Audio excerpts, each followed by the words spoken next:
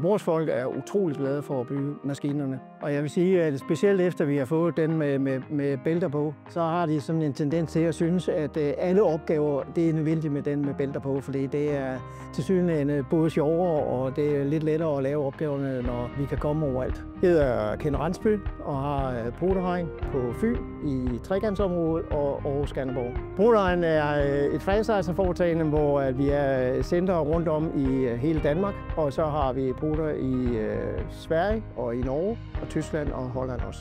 Vi vil gerne have en maskine, som kunne mange forskellige ting. Vi vil have en, der kunne løfte. Vi skulle kunne sætte alle vores redskaber på, som vi bruger til at sætte hegn op med. Og derfor så vil vi også gerne have, at vi havde en maskine, hvor armen kunne køre ud og ind samtidig med, og så skulle den kunne løfte rimelig meget. Vi har ændret en del ved, at vi har fået den maskine i bånd på, fordi vi kører lidt mere frisk til. Vi går lidt hurtigere til opgaven, end vi gjorde før, fordi at vi ikke tænker så meget over, hvor er det nu blødt, hvor der er ikke blødt og sådan noget. Vi har bare nemmere ved at komme igennem med båndmaskinen. Vi kan kun varmt anbefale Avant, fordi vores erfaringer gennem 10 år nu med Avant, de har kun været positive. Og den ældste maskine, vi har på 10 år, den har kørt stort set hver eneste dag i samtlige 10 år. Hvis man holder den serviceret, ja, så kører de også længe.